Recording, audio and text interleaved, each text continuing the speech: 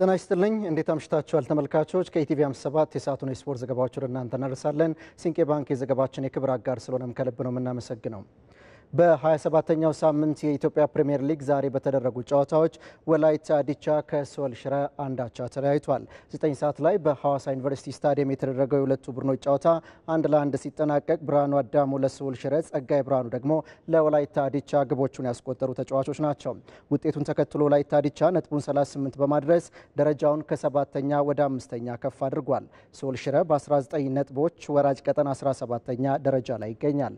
ከ12 ሰዓት ጀምሮ የወራጅነት ስጋት ያለባቸው አዳማና ወልዋሎ አዲግራት ዩኒቨርሲቲ ያደረጉት ያለው ጨዋታ ደግሞ ስቱዲዮ እስከገባንበት ሰዓት ድረስ 1-1 ናቸው። የአፍሪካ እጅ ኳስ ኮንፌዴሬሽን የእጅ ኳስ ዳኞች ኮርስ በአዲስ አበባ መሰጠት ጀመረ። በኢትዮጵያ እጅ ኳስ ፌዴሬሽን አዘጋጅነት የአፍሪካ እጅ ኳስ ኮንፌዴሬሽን የእጅ ኳስ ዳኝነት ኮርስ ከኮንፌዴሬሽኑ በመጡ ከፍተኛ ባለሙያዎች አሰልጣኞች በአዲስ አበባ ከክልል ለክለቦችና ከፌዴራል ዳኞች ለተወጣጡ 30 አሰልጣኞች የተሰጠ እንደሚገኝ ነው የተገለጸው። በመክፈቻ ዝግጅቱ ንግግር ያደረጉት የኢትዮጵያና የምስራቅ አፍሪካ ዞን 5 የእጅ ኳስ ኮንፌዴሬሽን ፕሬዝዳንት ዶክተር ፍትወ ወልደሰንበት ውድድሩ በይዘቱ በኢትዮጵያ የመጀመሪያ መሆኑንና 1-2 ሰልጣኞችን ወደ ውጭ ልኮ ከማሰልጠን ይልቅ በመሰል መልኩ ብዙ ሰልጣኞች እድሉን እንዲያገኙ ማድረግ አስፈላጊ መሆኑን ተናግረዋል። ከውጭ ወዳገኘናቸው ስፖርታዊ ዜናዎች እናልፋለን።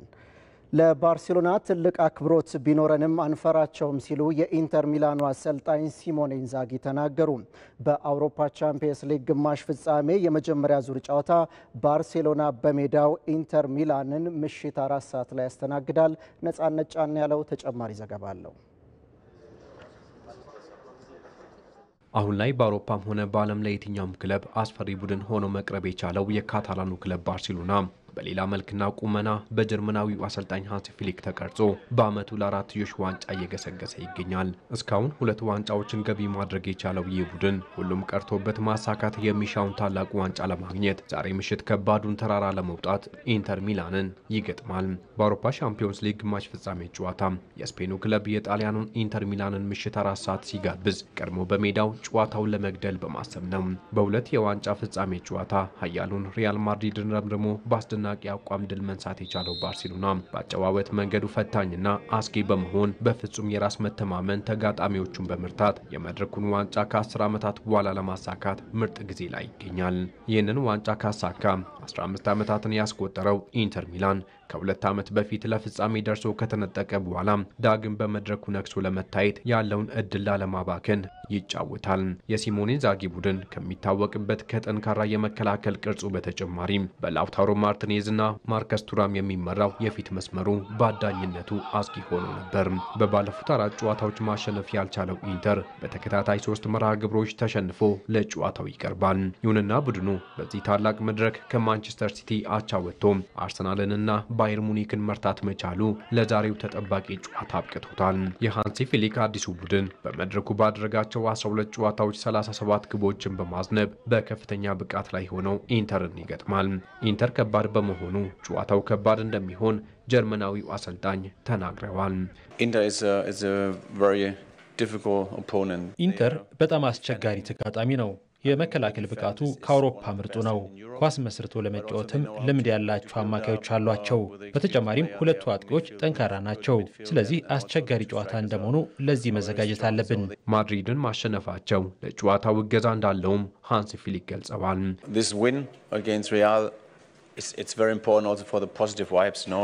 ሪያል ማድሪድን ያሸነፍንበት ጨዋታ አዎንታዊ እገዛ ያደርግልናል። ለዛሬ ጨዋታ ጥሩ መነቃቃት ይፈጥራል። ይሁንና በኢንተር የመጨረሻ እድሜያቸው ላይ የሚገኙና ለፍጻሜ ለመብቃት እስከ ጫፍ የሚጥሩ ተጫዋቾች ስላሉም እኛም እንደ ቡድን ይህን እናደርጋለን። ገና በ17 ዓመቱ 100ኛ ጨዋታው ለባርሴሎና የሚያደርገው ላሚን ያማል የኔራ ዙሪዎቹን ጥንካሬ አሞግሷል። ሁሉም ሰው ኢንተር ጠንካራ መሆኑን ያውቃል። ከጀርባ በመከላከሉም እጅግ ጠንካራ ናቸው። ይሁንና እኛ በኳስ የተሻለን ስለሆንን ያለንን ነገር ሁሉ እንሰጣለን። አሰልጣኝ ሲሞኔ ኢንዛጊ ታላቅ ክብር ብንሰጥም ባርሴሎናን አንፈራም ብለዋል። አስገራሚ ቁጥሮች አሏቸው። 2 ዋንጫዎችን አሳክቷል። ሌላ 2 ዋንጫዎችን ለማሸነፍም እየተፎካከሩ ነው። ስለዚህ ለነሱ ትልቅ አክብሮት አለን። ግን ደግሞ አንፈራቸውም። እንደ እውነተኛው ኢንተር እንጫወታለን።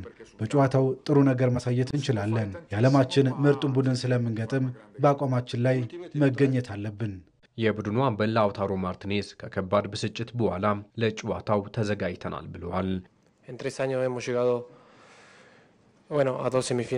በባለፉት ጨዋታዎች በጣም ተበሳጭተናል። ይሁንና ቡድኑ ያንን የመቀልበስ ችሎታ እንዳለው እናውቃለን። እንደ ባርሴሎና ካሉ ጠንካራ ክለቦች ጋር ስንገናኝ ምርጥ ብቃታችንን ማሳየት አለብን። ስለዚህ ለጨዋታው ዝግጁ ነን። በምሽቱ ጨዋታ በባርሴሎና በኩል ሮበርት ሌዋንዶስኪና ባልዴ በጉዳት የሌሉ ሲሆን ግብ ጠባቂው ሼዝኒ በቋሚነት እንደሚሰለፍ ፊሊክ አረጋግጠዋል። በኢንተር በኩል ማርከስ ቱራም ከጉዳት መመለሱ መልካም ዜና ሲሆን አጥቂው በቋሚነት የመሰለፉ ጉዳይ ግን አልተረጋገጠም።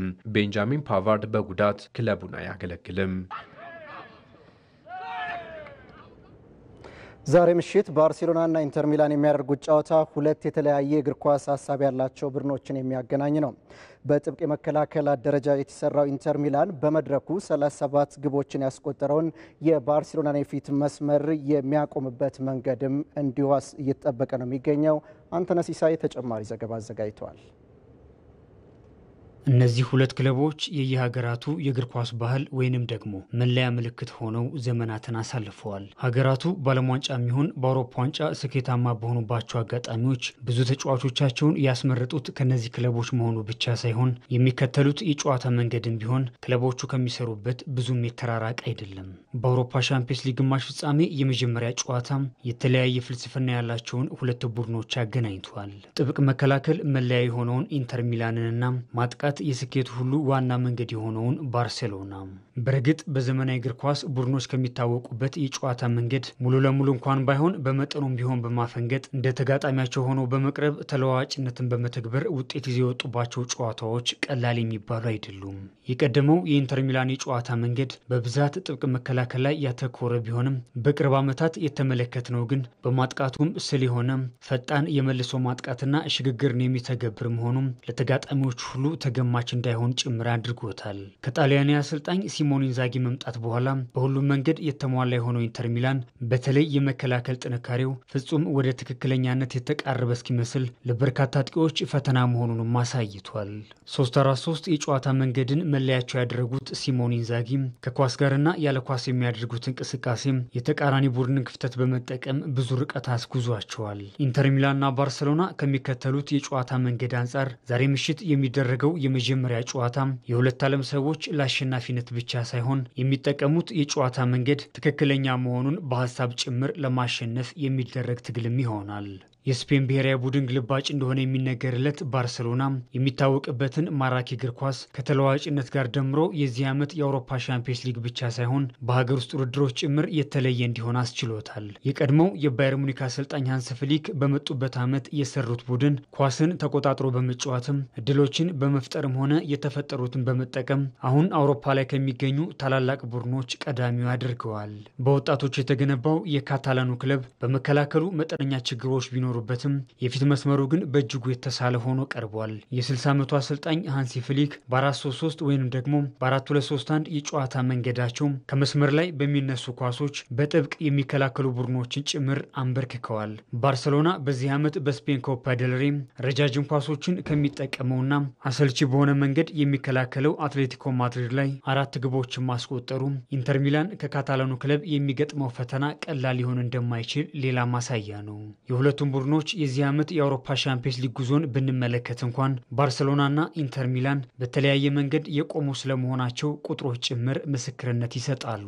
ኒራዙሪዎቹ በ12 የአውሮፓ ሻምፒዮንስ ሊግ ጨዋታዎች 17 ግቦችን ሲያስቆጥሩ የተቆጠረባቸው ደግሞ 5 ብቻ መሆኑም ቀድመው የሚታመኑለት ጥብቅ መከላከል አሁንም አብሯቸው እንዳለ ማሳያ ነው። በዚህኛው በኩል ደግሞ ባርሴሎና በተመሳሳይ ጨዋታ 37 ግቦችን አስቆጥሮ 17 ግቦችን አስተናግዷል። ለዚህ ነው የምሽቱ ጨዋታ በማጥቃቱ እጅግ አስፈሪ በሆነው ባርሴሎናና በመከላከሉ ከማይበገረው ኢንተር ሚላን የሚደረገው መርሃ ግብር ተጠባቂ የሚሆነው። ከሁለቱም ቡድኖች በኩል አማካይ ላይ የፈጠራ አቅማቸው የተሻለ ተጫዋቾች መኖራቸው ምናልባትም ለሚጠበቀው የማጥቃትም ይሁን የመከላከል ሚዛን ሁነኛ ሚና በመጫወት ረገድ የመሃል ሜዳ ፍትጊያው ቀላል እንደማይሆን ይጠበቃል። ክቡራን ተመልካቾች ለኢቲቪ 57 የተዘጋጁ የስፖርት ዜናዎቻችን በዚህ ተጠናቀዋል። ስለተከታተላችሁን ከልብ እናመሰግናለን።